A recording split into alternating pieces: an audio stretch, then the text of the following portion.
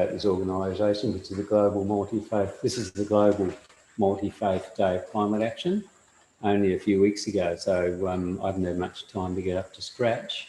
But I read about it. I thought it was really quite remarkable, actually. So it's good to see this sort of thing happening right throughout the world now, where people are getting on board with climate action from lots of many different aspects. And in particular, this is, of course, to do with faith-based organisation.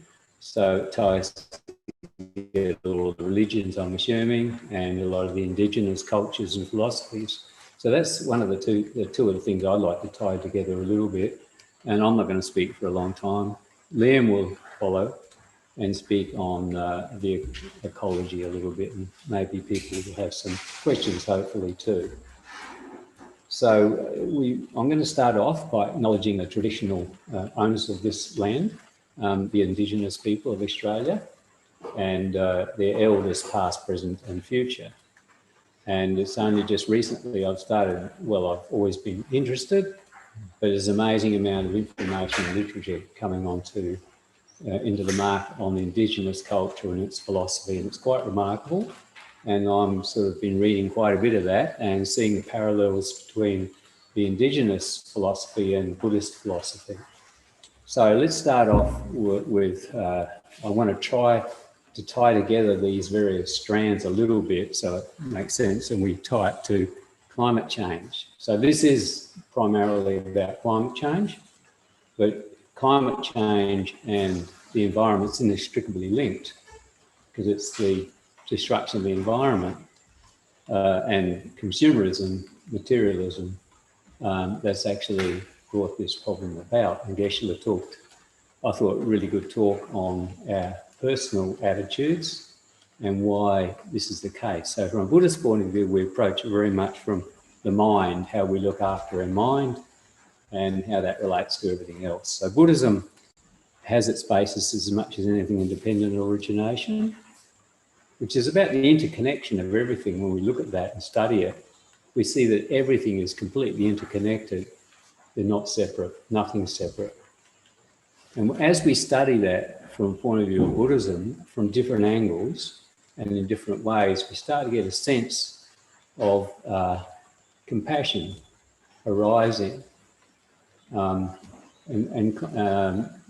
compassion and respect for the rest of the environment and for ourselves to start with, the rest of the environment and the living beings that make up this planet that we live on. So those two elements which Geshe spoke on, which is really wisdom, understanding the way things are, and compassion. Those are the two elements of Buddhism that are primarily, especially Tibetan Buddhism, goes right into quite deeply, philosophically and in practically as well. So to move on, so the next faith really that we're involved with here, not so much in a practice way, is the Indigenous culture. But here in Australia, we have a range of religions, but we also have the Indigenous culture and philosophy, which is what has looked after this country for tens of thousands of years. And they had, and from my reading of that, and I can't speak of their law or their practices because I'm not Indigenous, not qualified, but from what I understand by my reading and what we've heard, especially recently, is that their culture is incredibly complex. It's an unbelievable philosophy. When we start to look at it in depth, it has so many aspects to it and they all tie everything together. So it is really very similar in a way to the overall philosophy of Buddhism, which is interconnection. It's about how everything is connected. So whatever we do is connecting to everything, is affecting everything. So they understood that and they created a whole range of laws, medicines. Their society was all around this. That was its basis. And that's what protected this country for tens of thousands of years. It's a remarkable philosophy that is that old, probably the oldest living culture and philosophy. So fortunately, there's still aspects of that left. And in a way, Tibet, where we get our Tibetan Buddhism from, and Australia have a similarity. the Tibetans looked after their land too. Because of their Buddhist beliefs and philosophy, then they cared for respected the other aspects of components of the country, their country. The wildlife, the environment, all of those things, they cared for that. So over centuries, they maintained Tibet in that way. Now, unfortunately, when the Chinese came in and colonised it, then all of those things were upset. And so we see the degradation of the Himalayas happening. It's not just China, you can't just blame China, it's a worldwide phenomenon. So in a sense, that's what happened here in Australia. The English colonised it, and with that introduced their philosophies, ideas. The Indigenous people were pushed out, and that protection of the land stopped. So now that's why we're experiencing those problems of, you can't blame it all on Australia, climate change, can you? But we're experiencing the very things that are creating climate change throughout the world. So I guess those, I just tie together those aspects of Indigenous culture, what happened in Tibet, and what happened in Australia and where we are at the moment. So now to bring it back to here, what can we do as a community and as a centre to somehow help with dealing with the crisis we have with climate change? I think Geshe started it right off and really put me back on track a little bit too when he talked about, actually, we've got to look at ourselves and the way we act and live, and that's where it starts. But as well as that, we can do a lot more than that, both as an organisation, a centre, and individually. And we've got this amazing property, and that's what we'll talk to a little bit about in a minute. We've got this amazing property, we've got this potential site here and a wellbeing program that can actually create a platform or a venue for speakers and other people as well. And that's what the intention was several years ago when it was created, for bringing the public up here, for them to experience other teachers of both Indigenous and Western, scientists and whatever. And of course, there'll be a whole lot of other topics, and the wellbeing program is about a broad-based program, not just on environment. And there's the possibility of putting in interpretive walking trails, which will educate people again. So here we are, an educational body. Why don't we use that in a broader context to provide a platform for other people to help them in lots of different ways? So I'm going to leave my talk there because I think that's a challenge for a few people, and maybe we need to think about that a little bit more in the future. That's one way we as an organisation can assist in helping people, educating people on climate change, environment, and other things. So I'll leave it there and I'll pass you on to Liam. Yeah, thank you. And thanks everyone for coming. Exactly agreed with what Lindsay's just said, and Geshe, that I think the stem of it all is our consumerism and all that side, but I'm not here to talk about that today. I'm probably not the best person to talk about that. But I would like to, my aim today is if we can all walk away from here and you guys have a better understanding of the ecology and environment, and I guess give you guys more interest in it. So then you also have something you can fall back on. What Geshe was saying about desire, we have a desire for using things. Maybe we can turn that desire into enjoying the environment and appreciating that a little more too. But I would like to talk about ecology. It is, for me, I've learned a little bit about Buddhism in my life, cultural heritage, different civilizations, but particularly Aboriginals, and obviously what I specialise in is ecology. And for me, they're all the same, really. They all come from, they're all interconnection and, you know, relationships, and so it all goes part and together. Like Geshe mentioned, maybe me talking about ecology, like rehabilitating our ecology. It's our last resort. However, we're there now. We need to do that as well as manage our consumerism. So ecology, it is the study of relationships between plants, animals, people, and their environment, and the balances between these relationships. So it is about all the connections. I think I've already talked about why. I'd love to get you guys a better understanding, awareness of what we might be able to do, and in order to manage and restore what we have left and sort of bring it back to a little bit more the way it was in some areas. And by doing that, you know, if you guys have an understanding, you share the learnings, it just opens up a whole lot of doors. I know me as an ecologist, and I've just met Alan, who's an ecologist, when you start learning about an animal and how it's connected, you start, when you go for your next bushwalk, you start looking for it, and then you learn something new, and it just opens up this door to a never-ending, for me, amazing industry and learning of the nature. So hopefully we can trigger a little bit of that in everyone today.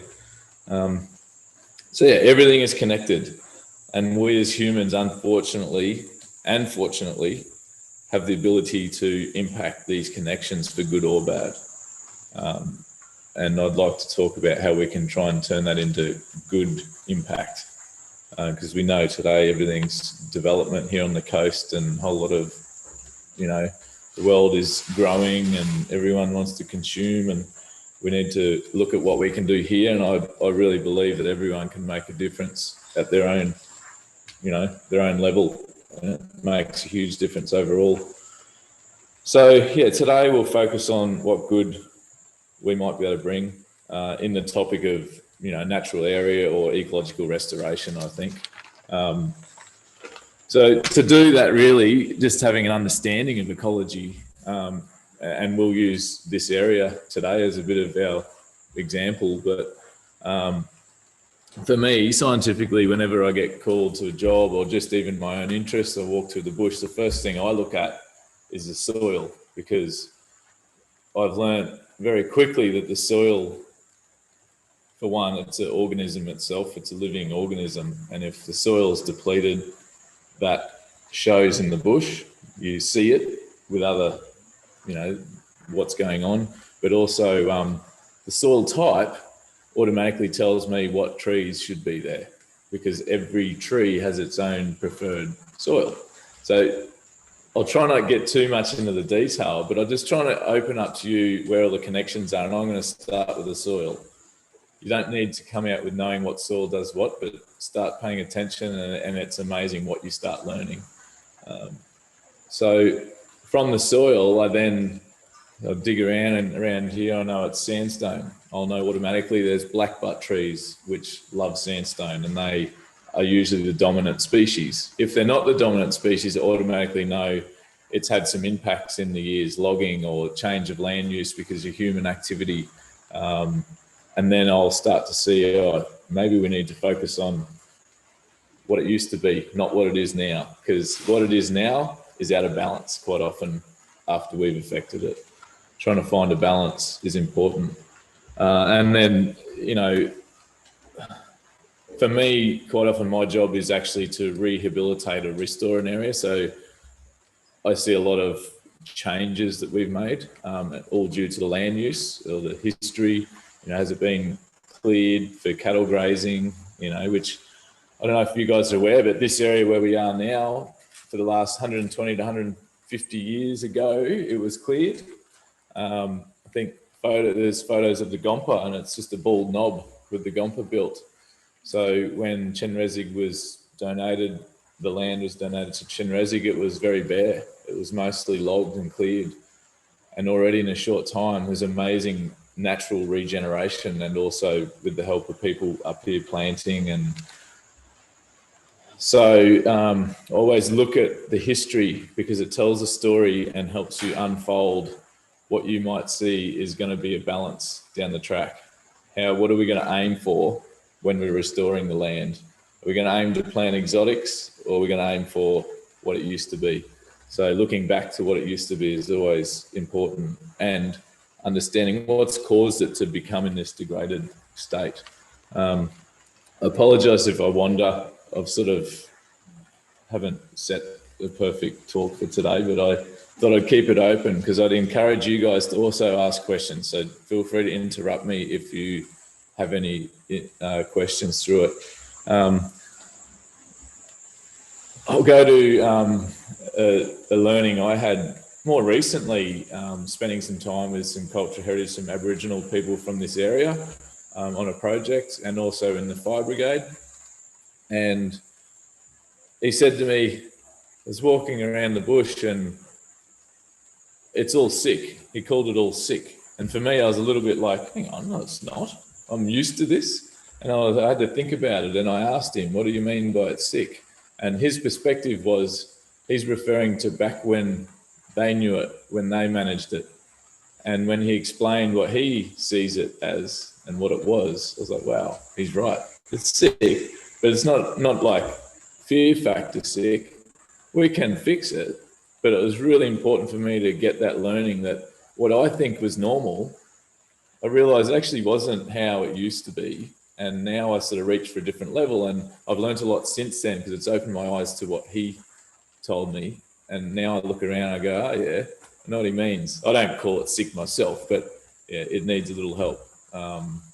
And what he was referring to, a lot of our area is lots of weed in the undergrowth. And Aboriginals used to manage the land. They didn't see it as they owned the land. They looked after the land. They cared for it. It wasn't something that was owned. And they cared for it for all the reasons to look after the wildlife and look after the air and the soil and the water and the trees. Everything was, they were the carers. And it's all interrelated, like all of it's connected. The reason they cared for it was they used to do a lot of burning of our land, which is what has over millions, whatever, how many years has created the landscape we have.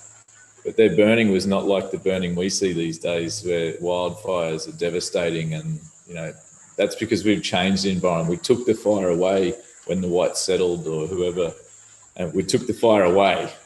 And then for years it's grown fuel, and now the fire that comes is usually out of control fire, hot fire that creates really bad smoke for the environment, fire that wipes out species, whereas their fire was very slow, cool fire, managed fire. It used to manage itself because they knew when and how to do it. And now we look at fire, we've got to sort of bring it back and go, all right, our fire is going to be different now, but we can aim to create an environment or re-establish that balance where the fire is not all that bad. But it's a process. And I think we don't need to aim to be perfect, but we do need to aim to improve. So yeah, sorry, I have already wandered. That's what I do. I would love to have taken you for a walk because I really wanted to show you some of these things that visually, when you see them, it makes a lot more connection with you guys, because really I encourage you to connect with the environment, and here is the perfect place. And I hope that Chenrezig can develop some walks, because educational, mental health, you know, it'll all help the whole lot for everything. And obviously climate change will in turn be a good result as well, because everyone might bring a bit of it home.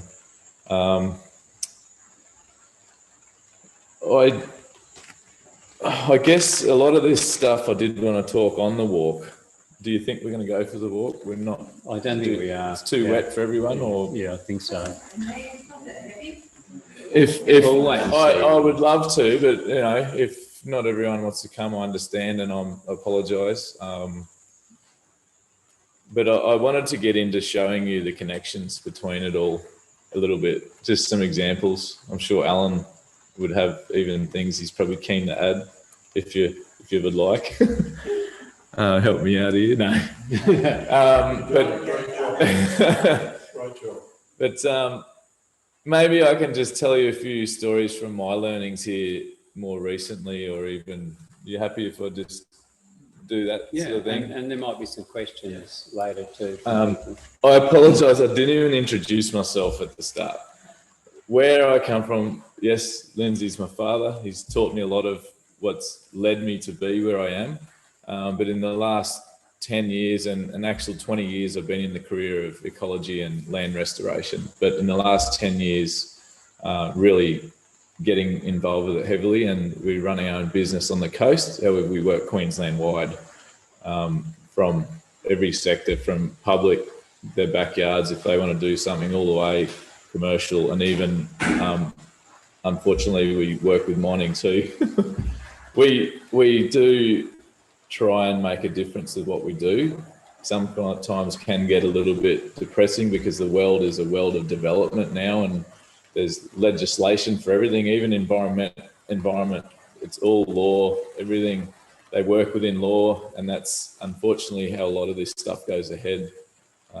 Even though we might know there's a better way, it gets approved sometimes through legal process. But we try and work on the other end where we know we can make a difference, where there's people that are interested in doing the right thing, is where we try and focus our work. And lately we're doing a lot with the councils locally, and the wildlife management. With so much clearing and destruction going on the coast, we manage the wildlife where we can there, which sometimes a little bit of a band-aid effect, but we do what we can with the means we have.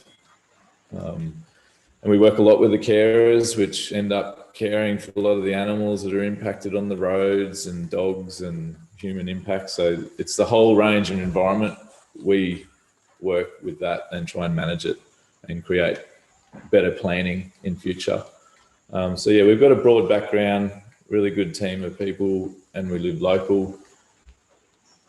But I just wanted to try and offer something for you guys today. This is not my usual practice to give public talks, but I really would love to offer something good. Maybe we could organise some walks on Definitely. another day. I would love to, yeah. There's I think so much good would come of that, I believe. And in time, I've spoken with Lindsay, I'd love to support the idea of the tracks and all that, and we can help with that. Also, I've been in the fire brigade at Udlow for 17 years, and 15 of that in a lead role as an officer. And that's also taught me a lot, because it's all related with the environment, fire, everything, it's all related. And we're really lucky in Udlow, great community, great up here, the spiritual side, and the fire brigade, they're all great people there as well. And we've always focused on environment and preservation, and not just like saving life, but really managing the environment. So we're really a great spot here. And what I've learnt through all the firework, I think, has been some of the most recent, most important lessons, I think, because now also Lindsay's put me on to reading some of the more literature you've found with the cultural heritage, and it's all tied in together. The fire and all that is really important part of it, and understanding what a healthy fire is for the bush, which is cool, not hot, and it's just designed to clean the bush up and allow their bush foods, their medicine plants and all that to survive. And Aboriginals look at the bush just like, not exactly, but I don't want to upset any of them because I'm not an expert. However, it's very similar. Ecologists, we look at the bush in a very similar way. We look at what the dominant species are, because that tells the story of that area. They're usually the older plants in the area, but here, for instance, it's blackbutt. It was a little different because we have logged it. There was a lot of red cedar. There's a lot of amazing rainforest trees here as well. But generally, when I see blackbutt, from my learnings and seeing ancient blackbutt forests, they actually become rainforests. Blackbutts are like, people don't realise it because we see blackbutts in our environment that we've created in the last 100 years. But in 1,000 years, you go to Mount Warning, there's blackbutts in there. It's the heart of a rainforest in some areas. So it's quite amazing. we just got to understand nature has a balance and it will find its own way back. But if we can understand it more, we can help it get back there, I believe. So here, I look at it, it's already healthy. In my eyes, it's healthy because it's recovering from what we've already done on its own. However, it's got a long way to go to get back to what it was 100 years ago. The blackbutts here, you know, once they get the canopy, at the moment, you'll see where I did want to walk, and you guys encourage you to walk down past the Enlightenment Garden to the left. I think, are they allowed to walk there any time? Yeah, I think so.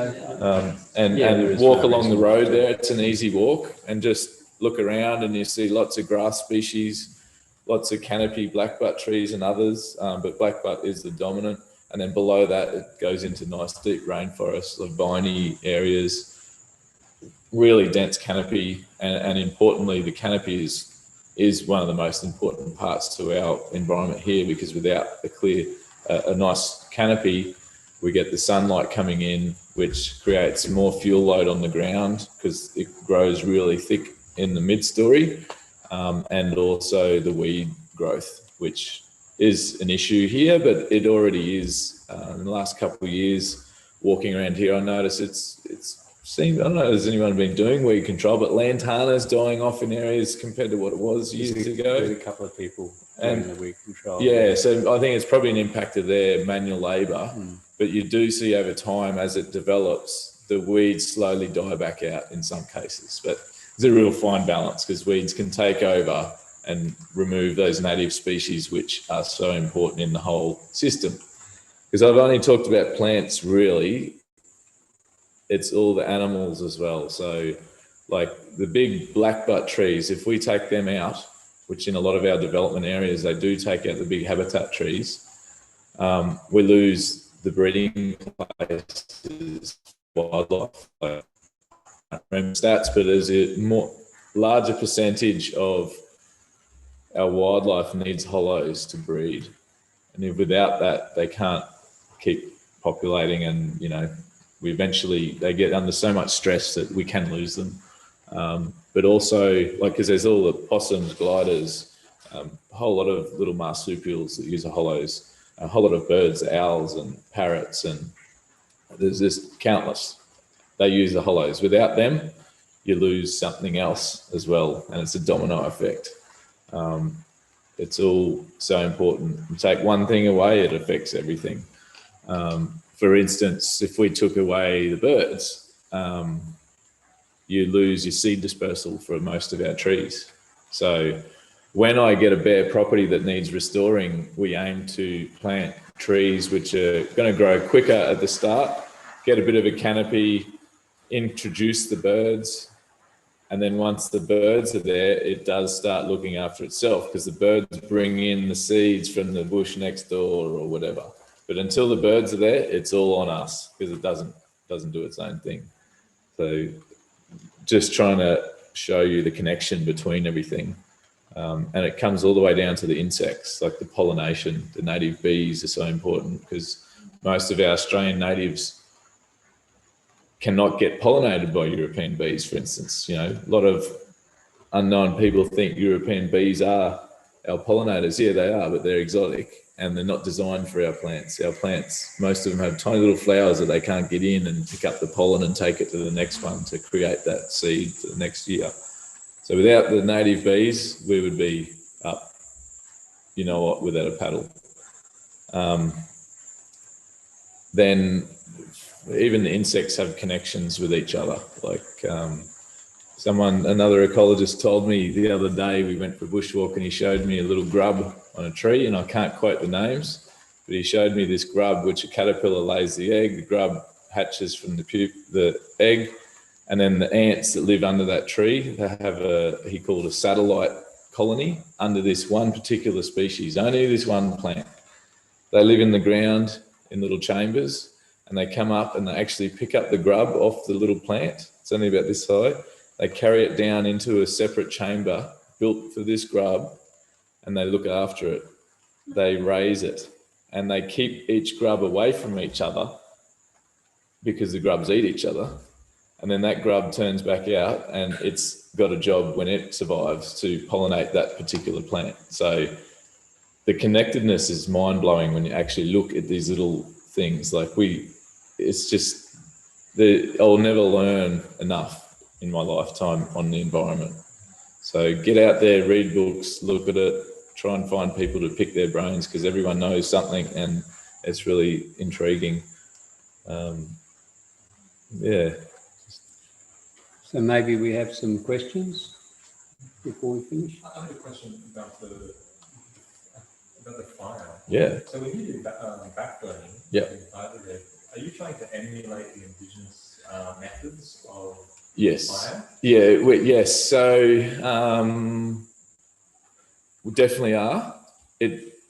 In the past, until recently, we've actually invited Aboriginals into our brigade. They've joined, and we're trying to work with them to understand more how they do it. So, but when you look at the nitty gritty of their style to our style, and when I say our style, I'm going to say ecological burn. That's what I sort of am talking about, but it's identical, apart from we don't do a smoking ceremony before. We understand the bush as best we can. They might maybe have better understanding, but same concepts. And it's to do with a cool burn that's going to remove fuel and trigger fresh growth without impacting any of the species that are there. And a lot of the species need fire to survive. But then there's some species that don't like fire. So that's the idea of having a cool burn, or in an ecological term, it's called a mosaic burn, where some of it's burnt, some of it's not. And it leaves that mosaic pattern that everything can prevail after, straight away. Like within 2 days after these fires, it's amazing. Everything looks healthy and better than before. And so, yes, definitely. However, from a fire brigade perspective, their primary responsibility is to protect life and property, but we keep environment very high in our brigade, and we're trying to spread that with the other brigades too. But when we hear these things like the bushfires last summer, we hear these things like, oh, these fires are great for the environment. That's a complete lie. Well, in the case of Perigian Springs, for instance, are you talking local? Yeah. Yeah. Well, we'll use that as an example. Perigian Springs, I was at those fires. There's no way that was good for the environment. It hasn't burnt for 50 years, some of the area that whipped through there and caused the amber attack on the buildings. And that's the issue. It didn't get managed, unfortunately, before. It's a complex issue to do with people not wanting fire because they don't want smoke, and don't get me started on it, but yeah, don't like to generalize, but I think a lot of the wildfires we see, and nearly 90% of what I've been to, have not been 100% good outcome. Yeah. And it's very difficult to create a controlled fire that's perfect in our lives now, but it's possible. The reason it's difficult is everyone's built up in all the bush, and there's all these restrictions and laws and permits, and so it's very difficult, even for the Aboriginal people up north that are trying to practice their fire management again. It's difficult for them too, but it's possible, and it does happen. Probably just needs to focus on happening better, because no matter what happens, like this is, I want to raise a global warming, like bushfires increase that a lot because of the amount of smoke and heat it puts in the atmosphere. So fire, yes, it impacts on that. However, the natural fire is not hot, is not the bad smoke. It's far less impact than the wildfires. We are going to get wildfires if we don't do something. So fire is never going to be able to be taken out of the environment. It shouldn't be. We need to understand it can impact it, but we've got to make it better. So I guess one of the questions is, how do you influence the people making rules and change their attitude and adopt the cool burning Yes. process? It's growing a bit, like we're talking about. This is becoming a lot more literature with Aboriginal learnings, and it's working in line with the ecologists and scientists have been saying this for years. But it's difficult, as you say, to get the government to enact this, because I think a lot of it comes down to public safety. It's very difficult. I don't think I've got the answer for that, unfortunately. However, I think everyone needs to just learn themselves and just keep talking and sharing and working together to try and, keep everyone's mind open to changing what we're doing. So maybe one way is through education, Yes. and probably starting in schools, Yes. and Yeah. even changing the curriculum somewhat. Yeah, definitely. Because And teaching the history that actually is Australian history, because that has the answer to everything. That book that we've been reading lately is just amazing. Yeah, there's some amazing books that outline what Australia was like prior to colonisation. And we've got that history there, which verifies and confirms what the Indigenous people told us or telling us. Because before colonisation, the explorers were sent in to explore, survey and look at the land for potential. That's correct. For not just that one, there's been others too. And as a matter of fact, an Australian guy who looked at weeds and that also looked at the explorers' reports to find out what the country was like. We can get an incredible understanding of what the country was prior to the Indigenous people, the Westerners, or I should say the colonisers coming here, whatever you want to call them. Yeah. So we can get a clear picture of what it was like, because they gave very vivid and descriptive illustrations of what the land was like and the country was like as they went through it, to the point where they even discussed the habitation by the Indigenous people. And there were actually villages. They weren't all nomadic as we were told. They actually had villages, up to 300 people living in a community. They might move out for 3 months because of following the climate, but they were often stationed there, and they had farms. They had vast acreages of land that was propagated, and that was propagated mainly with grains. They had fish farms. They used to farm the fish. So all that stuff is actually there. It's there, and that's what that gentleman who wrote Dark Emu, he took that information from there, as other people are too. So now we're suddenly starting to see what actually things were like rather than what we were told.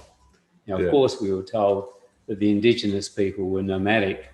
They're uncivilized. And the other thing is that their philosophy, a lot of their stuff's, they're initiated. They're not allowed to speak about it. So they never really divulged to us their philosophy. And where they might have, they probably got trodden on or it was ignored. So they learned to shut up. So we never learnt about their incredible complex philosophy and culture. And now they're starting to speak out, because of course, if they don't, there won't be anything left. And so that's also starting to come out now. We're starting to recognise the complexity of their philosophy and their culture, which was quite amazing, quite extraordinary actually, in many ways far more sophisticated and complex than ours. In reality, their philosophy. The way they were connected with the land. The way they were totally understood everything around them. Now, we didn't really do that. We just thought that we imposed our will on it, that it was there for us. And that's the difference between, I think, Buddhism too, and the Indigenous culture is that we don't own the land. We don't own anything in a sense. That understanding of impermanence, that understanding of dependent arising or interconnectedness, all of that means that you don't see yourself as above. You might have, certainly you're a human, you have an intelligence that others don't have, and therefore a responsibility to use that carefully to preserve what's there, and from a Buddhist point of view, to tend to your own actions, but also to generate and develop compassion to make your life meaningful. And of course, from a Buddhist point of view too, they accept this idea of rebirth. So we are connected from a Buddhist point of view. Other people might find that a bit difficult.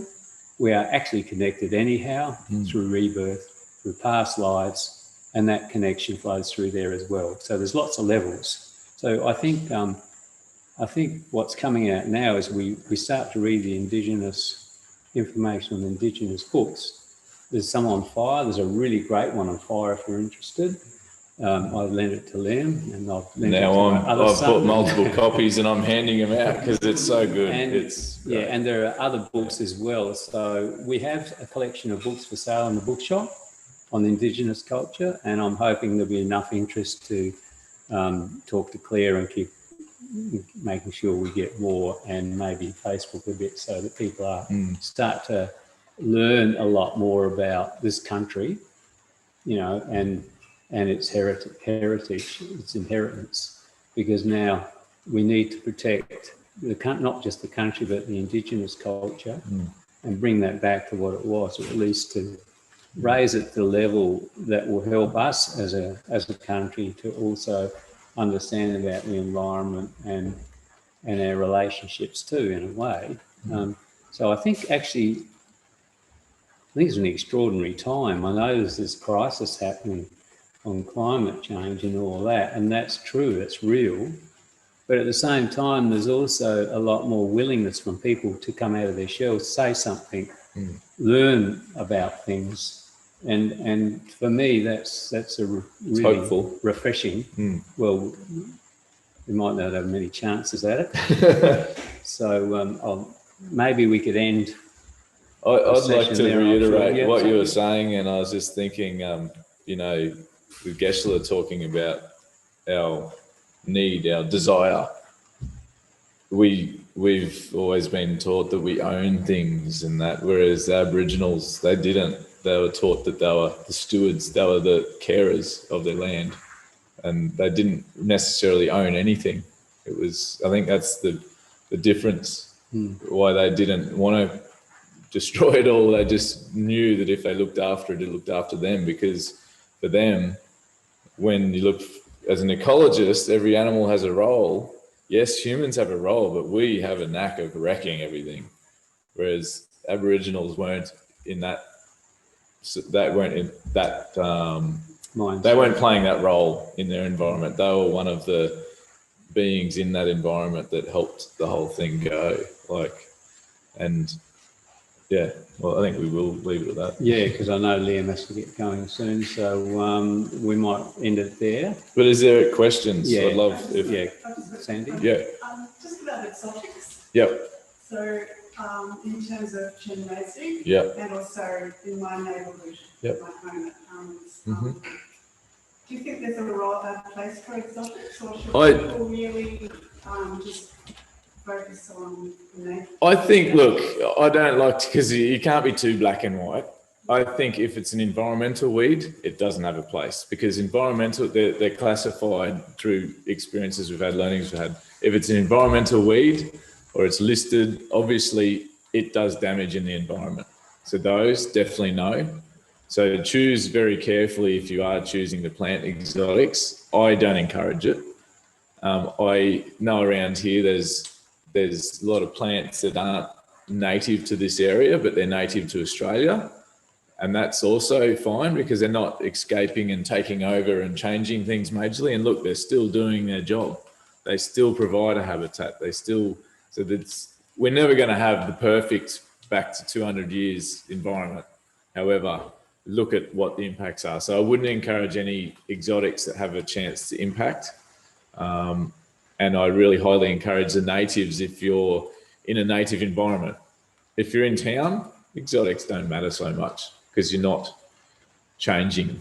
It's already been changed, and you might not have a big block where you can make much difference. So it might provide food for a bird, or, you know, possum or whatever, that's fine. I don't think I can give you a black and white answer, but I don't like them. But there is a place in some, it's better than nothing. There's a native plant nursery, a land care nursery on Steve Irwin Highway, and they're great there. Yes, advice. they are. Most nurseries do have a mix of both. Oh, yeah, so what, Most people just go for the exotics. yeah. People don't go for the natives. I think what the nursery Alan's talking about, they're bush regen nurseries. So they pick their seed from the local area. There's Floribunda. That's Barung, is it, that you're talking about? I think. Barong is Malay. but they've got another one down near Steve Irwin Way as well. It's split into 2 nurseries now. Yeah. Yeah. I'm on the Yeah, right. the land care. Oh, yeah, yeah. Oh, is that the one you're talking about? Yeah, some little land care group. So they are great nurseries if you're looking at buying plants, because also they're affordable. You know, $1.50, $1.90 a tube, and it can be. You go to other nurseries and it's a waste of money, and they're usually not native. I know if you have, particularly if you have any Madeira vine or a cat's claw creeper on your property, they now have a biocontrol facility where they release small bugs that will feed on them and help to control them. And they also have a team that do physical management in combination. Yeah. So there's certainly a focus Support. That's really good. on exotics. Yeah. What's the name of the business to find out more information about what you should grow in this area, what's native to this area? I mean, Go to lots of places. The best places to go to those natural bush care or No, like you've got your business. Oh, business. yeah. So Biodiverse Environmental is our business. Biodiverse Environmental. We can give advice, but honestly, if it's talking about what plants you should grow in your area, those nurseries are actually quite often who I go to for an easy source, because that's exactly what they do. All they do is grow plants that are native to that area, and you describe your land like steep, heavy soil or sandy soil, where you are, and they'll usually know straight away what. The council, Sunshine Coast Council, through Land for Wildlife, they have a couple of conservation offices based at near the Ewan Maddock Dam, in a little sort of old coaching house there. They are fantastic. They are absolutely fantastic guys.